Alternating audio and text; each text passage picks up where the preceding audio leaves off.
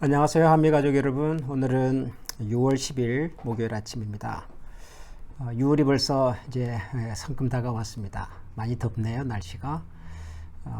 그래도 하나님께서 우리에게 좋은 날을 주시는 것 같습니다.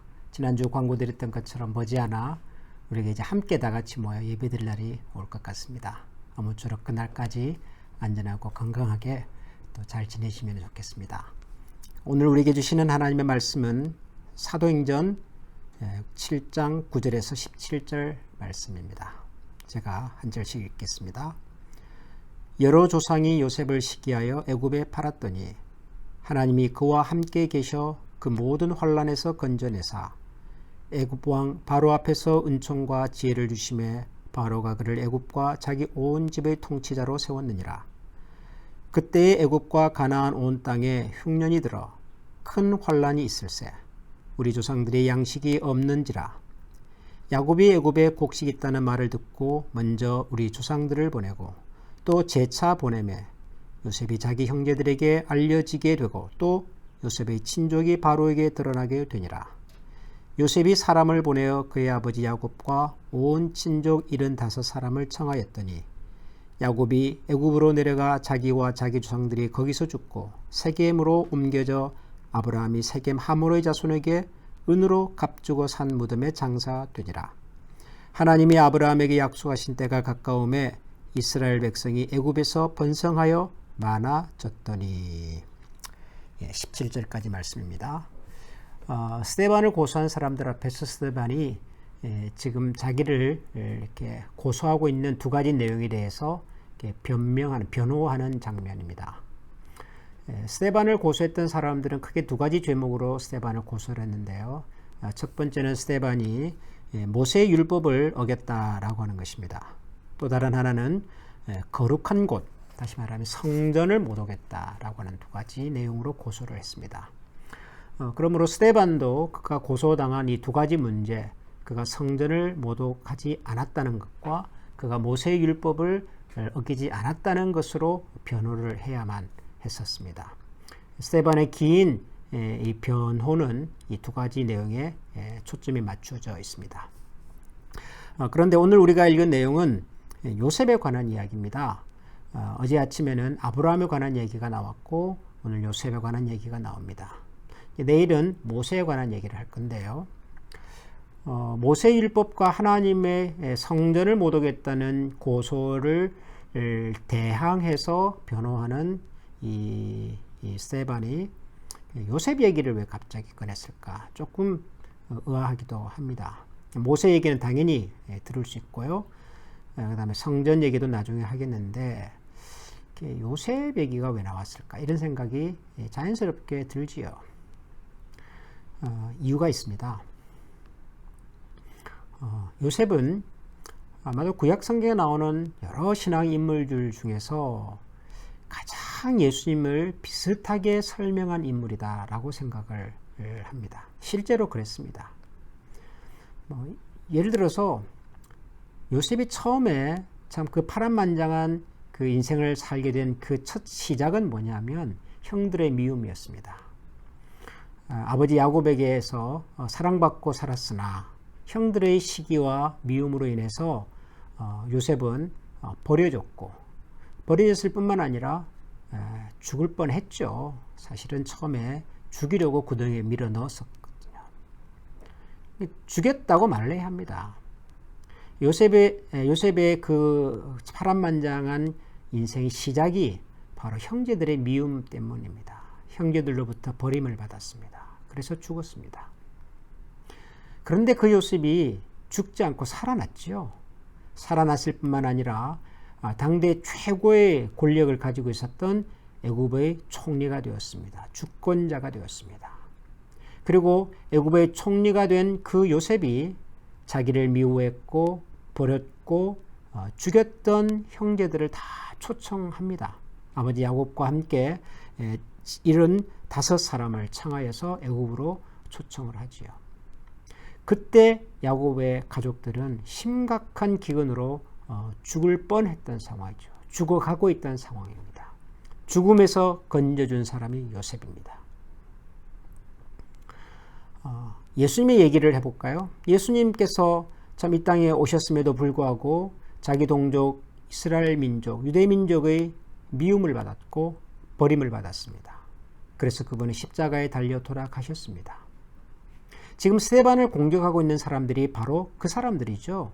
예수님을 십자가에 못 박으라고, 바나바를 살려주고 예수를 십자가에 못 박으라고 외쳤던 바로 그 사람들입니다. 예수님이 이 땅에 하나님의 나라를 이루기 위해서 오셨으나 동족으로부터 미움과 버림을 받아 죽으셨습니다. 그런데 죽은 줄 알았던 그분은 살아나셨습니다. 살아나셨을 뿐만 아니라 그 예수 그리스도를 통하여 온 세상이, 온 열방이 하나님을 알 수 있는 구원의 길을, 구원의 백성이 될 수가 있게 되었습니다. 요셉과 예수님의 이야기를 만약에 그림으로 그려가지고 두 그림을 같이 한 프레임에다가 놓고 본다면 정확하게 일치하는 거죠. 동족으로부터 미움을 받고 죽었다가 다시 살아나서 결국은 그를 미워했고 죽였던 사람들에게 생명과 구원을 베풀어 준 주인공들입니다. 요셉은 역사 속에서 실제로 그렇게 사셨다는 것이 확인이 되었고 지금 스데반을 공격하고 있는 사람들은 그 사실을 다 알고 있는 사람들입니다. 한 분이 남은 거죠. 예수님이십니다. 예수님께서 죽으셨습니다. 부활하셨습니다. 그리고 그를 미워하고 그를 죽였던 사람들에게 구원의 길을 제시해 주셨습니다. 스데반이 하고 싶은 이야기가 바로 이 이야기였다는 것이죠. 예수님을 얘기하고 예수님을 통하여 하나님의 구원을 얘기할 때 사람들은 스데반을 예수님 이름으로 공격하지 않았습니다. 고소하지 않았습니다. 그가 모세의 율법과 성전을 모독했다는 것으로 고소했습니다. 왜냐하면 그게 고소할 수 있는 유일한 법적인 근거였으니까. 예수님의 가르침을 전했다고 해서 그것으로 고소할 수는 없으니까요. 그러나 실제로는 예수의 이름으로, 예수의 능력으로 예수님께서 우리에게 베푸신 구원의 메시지를 전하지 말라는 압박이었던 것이죠. 스데반은 그 압박을 정면으로 돌파합니다. 물론 성전에 관한 얘기도 할 것입니다. 모세 율법에 관한 얘기도 할 것입니다. 그러나 더 중요한 것은 자기 동족 유대 민족들이 거부하고 싫어했던 예수 그리스도, 그분이 바로 역설적으로 그들에게 생명을, 구원의 길을, 우리에게 풍성한 삶을 약속하시고 허락하기 위해서 이 땅에 오셨다는 얘기를 하고 싶었던 것이지요. 예수님 안에 생명이 있습니다. 예수님 안에 구원이 있습니다. 예수님은 우리의 삶을 풍성하기 위해서 오신 분이십니다. 저는 중학교 1학년 시절부터 교회를 다니기를 시작했는데요. 제가 인격적으로 예수님을 만난 것은 대학생 시절이었습니다. 그때 어느 날 요한복음을 읽다가 그런 구절이 눈에 들어왔습니다. 예수님께서 이 땅에 오신 이유는 우리에게 생명의 양식을 주기 위해서고 그리고 그것을 더 풍성하게 주기 위해서다. 그런 말씀이 있더라고요. 예수님 안에 구원이 있습니다. 예수님 안에 생명이 있습니다. 그런데 그 구원과 생명은 풍성하게 주시려는 하나님의 약속입니다.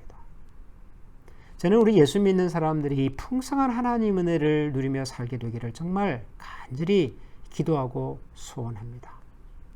하나님이 위대하신 분이고 하나님이 풍성하신 분이시기 때문에 그분 안에서 사는 사람은 얼마든지 하나님께서 베푸시는 그 은혜의 풍성함을 맛보고 누릴 수가 있습니다. 문제는 우리가 그 하나님의 풍성한 세상 안으로, 품 안으로 잘 들어가지 않기 때문이지요. 하나님께서는 여전히 우리를 초청하시고 기다리고 계심에도 불구하고 우리가 잘 들어가려고 하지를 않습니다. 마치 스데반이 예수 그리스도 안에 있는 하나님의 구원과 풍성한 약속의 말씀을 전하고 있음에도 불구하고 이런저런 이유 때문에 스데반의 메시지 듣기를 거부하고 있었던 그 당시 유대 백성들처럼 혹은 요셉의 형들처럼